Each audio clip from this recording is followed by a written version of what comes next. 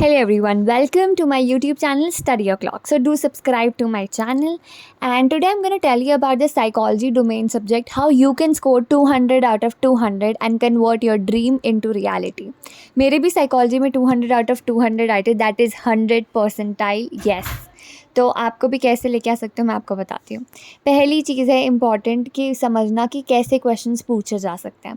तो पहला है हमारा match the following. Match the following काफ़ी ज़्यादा पूछे गए CUET में, क्योंकि मैच द फॉलोइंग एक ऐसा एक क्वेश्चन होता है जिसके अंदर आपके काफ़ी क्वेश्चंस को एनालाइज किया जा सकता है। जैसे कि इसके अंदर क्या है कि जो भी आपको ऑप्शन लगे, अगर आपको A का पता है कि 1 है तो वो जिस ऑप्शन में है उसको तो आप अपना करेक्ट समझ ही लो, ठीक है। बाकी भी जो आपको लगता है कि गलत है उसको एलिमिनेट करो, और एलिमिनेशन की टेक्निक अप्लाई करके आप मैच द फॉलोइंग का आंसर आसानी से लेके आ सकते हो।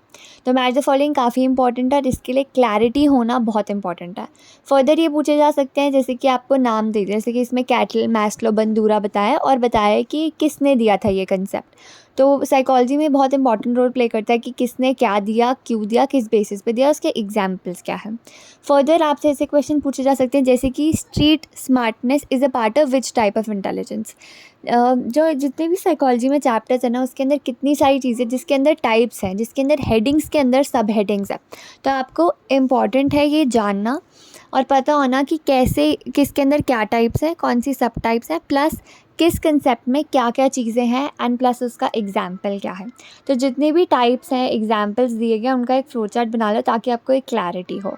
फर्दर क्वेश्चंस ऐसे आ सकते हैं जैसे कि यहाँ पे आपको Carl Rogers and Abraham Maslow के आइडियाज़ बताने हैं, तो you have to choose the correct answer. तो यहाँ पे स्टेटमेंट दे दी गई एंड उसके हिसाब से आपको आंसर करना है। मैंने पहले ही बोला है कि किसने क्या दिया है वो पता होना इज़ वेरी इंपॉर्टेंट।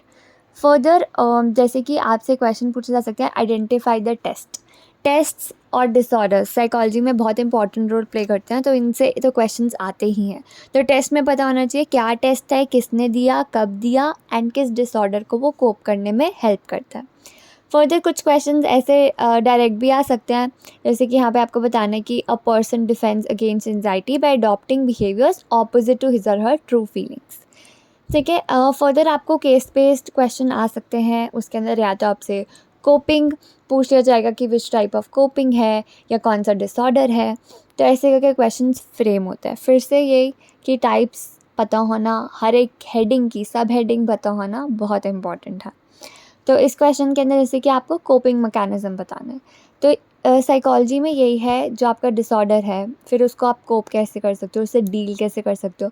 फर्दर आपकी जितनी टाइप्स हैं, तो ये सब बताना काफ़ी इंपॉर्टेंट है। फर्दर एक और ये केस स्टडी है, जैसे कि यहाँ पे राधिका का एग्जाम्पल कुछ दिया हुआ है। तो यहाँ पे you have to tell the source of psychological stress. Psychology में ये बेनिफिट होता है कि मोस्टली जो एग्जाम्पल्स, जो क्वेश्चंस फ्रेम किए जाते हैं केस स्टडी के, वो उन्हीं एग्जाम्पल्स में से होते हैं जो आपकी NCERT में दिए होते हैं। तो अगर आपको NCERT के एग्जाम्पल्स अच्छे से पता है ना, तो फिर ऐसे क्वेश्चंस आपके लिए बिल्कुल भी डिफ़िकल्ट नहीं है, क्योंकि आपको ऑलरेडी पता होता है कि ये एग्जाम्पल कहाँ दिया हुआ था एंड इसमें कौन सा आंसर फिट होने वाला है। फर्दर कुछ क्वेश्चंस ऐसे, जैसे कि ये भी एक केस बेस्ड का क्वेश्चन है। कई बार आपको नाम दे के दे दिया, राधिका, राहुल वगैरह। कई बार आपसे डायरेक्ट पूछ लिया कि चिल्ड्रन में फर्स्ट, यहाँ पे डिसऑर्डर आइडेंटिफाई करना है। डिसऑर्डर्स में यही सिम्टम्स पता होना, क्या कॉज है, फर्दर उसके आफ्टर इफ़ेक्ट्स क्या हैं, उसका ट्रीटमेंट क्या है, कौन सा टेस्ट हेल्प कर सकता है, तो ये सब पता होना इम्पॉर्टेंट है। फर्दर ऐसे क्वेश्चन दिए आ सकते हैं, जैसे कि इसमें लिखा है choose the correct answer, but ऊपर देखो क्या लिखा है, which one of the following is not used in this therapy. यहाँ पे कॉग्निटिव बिहेवियरल थेरेपी की बात हो रही है, तो क्वेश्चन में नॉट लिखा है एंड नीचे करेक्ट है, तो आपको यही बताना है कि विच इज़ नॉट का आंसर देना है। तो क्वेश्चन को ध्यान से पढ़ना बहुत इंपॉर्टेंट है। जो ऊपर और नीचे की लाइन दी होती है ये ऐसी फालतू में नहीं दी होती है, इनको पढ़ना बहुत इंपॉर्टेंट है, उन्हीं से ही आपका आंसर बदल सकता है। फर्दर केस बेस्ड क्वेश्चन जो कुछ शॉर्ट हो सकता है, बट कुछ ऐसे भी, लाइक इसमें पैराग्राफ दिया है एंड आपको आइडेंटिफाई करना है, तो ऐसे फैक्टर्स में भी आ सकते हैं। कुछ के आंसर आपको डायरेक्टली मिल जाएंगे, कुछ के नहीं मिलेंगे। तो this was all about the psychology domain subject. Psychology में यही है कि आपको NCERT से ही पढ़ना है and NCERT is more than sufficient to ace the exam. Further NCERT के अंदर हर एक जो भी हेडिंग्स दी गए हैं उसके अंदर की सब हेडिंग्स, हर एक चीज़ की टाइप, किसने दिया, क्यों दिया, कब दिया, किस लिए दिया, प्लस हर डिसऑर्डर का सिम्टम, उसका टेस्ट और उसके टाइप्स, हर एक चीज़ पता होना बहुत इंपॉर्टेंट है। इसका एक फ्लो चार्ट आपको बना लेना चाहिए जिसके अंदर आपको ऊपर से आपने सारी हेडिंग्स लिखी हो एंड उसके अंदर क्या क्या टाइप्स और क्या क्या चीज़ें आती हैं, प्लस किसने क्या दिया, ये भी बहुत इंपॉर्टेंट है क्योंकि साइकोलॉजी में मोस्ट ऑफ द क्वेश्चंस ऐसे ही फ्रेम होते हैं। फर्दर एग्जाम्पल्स डायरेक्टली आ जाते हैं एज क्वेश्चंस, तो साइकोलॉजी में एग्जाम्पल्स पे बहुत एम्फेसिस देना है। और ये जितने भी क्वेश्चन मैंने आपको दिखाए हैं इन सबको ध्यान में रखते हुए अगर आप प्रिपेयर करोगे ना तो आपके लिए चीज़ें बहुत आसान हो जाएंगी। Thank you so much, subscribe to my channel